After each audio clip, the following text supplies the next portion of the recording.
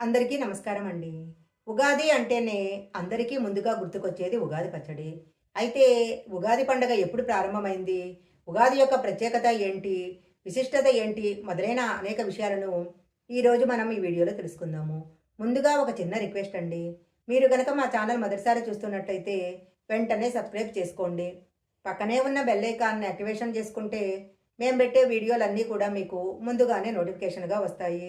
ఇక లేట్ చేయకుండా వీడియోలోకి వెళ్ళిపోదాము. 2025 సంవత్సరము ఉగాది పండగ మార్చి 30వ తేదీ ఆదివారం వచ్చింది. ఉగాది అంటేనే ఆనందము, ఆశ, కొత్త ప్రారంభాల పండగ. వివిధ ఆచారాల వ్యవహారాలతో ఈ పండగను జరుపుకోవటం జరుగుతుంది. ఉగాది పండగను అసలు ఎందుకు జరుపుకుంటారు?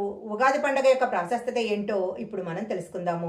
ఈ ఉగాది పండగ శాతవాహనుల కాలం నుంచి కూడా ఉన్నదని శాసనాల వలన తెలుస్తుంది. ఉగాది అంటే కేవలం పండగ మాత్రమే కాదు. ఉగా అంటే నక్షత్ర గమనము లేదా జన్మ ఆయుష్ అనే అర్థాలు కూడా ఉన్నాయి. విశ్వంలోని జీవకోటి రాశులకు ఆయుష్కు తొలి రోజు ఉగాది.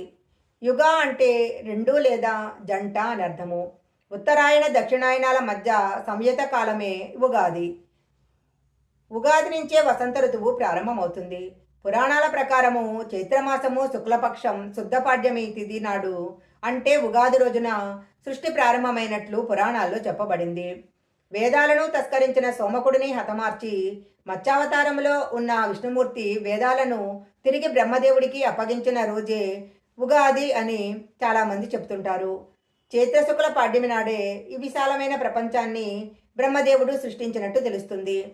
సృష్టి ఆరంభానికి గుర్తుగా ఉగాది పండుగను జరుపుకుంటారు. ఉగాది పండుగకున్న ప్రత్యేకత ఉగాది పచ్చడి. ఉగాది పచ్చడిలో ఉండే 6 రుచులు మన జీవితంలో ఉన్న కష్టసుఖాలను అలాగే మంచి చెడులను సమానంగా స్వీకరించాలని గుర్తు చేస్తాయి. ఉగాది పచ్చడిలో ఉండే ఉప్పు మన జీవితంలో ఆనందము, రుచికి సంకేతంగా పరిగణిస్తారు. పులుపు తెలివిగా వ్యవహరించాల్సిన పరిస్థితులను తెలియజేస్తుంది.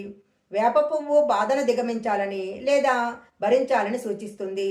బెల్లము తియ్యని పదార్థము సంతోషానికి ప్రతీకగా భావిస్తారు. కారము సహనం కోల్పోవడాన్ని సూచిస్తుంది. వగరు పచ్చి మామిడి ముక్కల్లో ఉండే ఈ వగరు కొత్త సవాళ్లను ఎదుర్కోవటాన్ని గురించి తెలియజేస్తుంది. తెలుగువారి నూతన సంవత్సరం కూడా ఉగాది నుంచే ప్రారంభమవుతుంది. అందుకే దీన్ని తెలుగువారి యుగాది అంటారు. ఈ పండగ కొత్త శకానికి నాంది పలుకుతుంది. ఈ పవిత్రమైన రోజున ఉగాది పండుగను చాలా ఘనంగా జరుపుకుంటారు. ఉగాది రోజు తెల్లవారుజామునే నిద్రలేచి ఇంటి ముందు కళ్ళాపు చల్లి రంగురంగుల ముగ్గులు తీర్చిదిద్దుకోవాలి.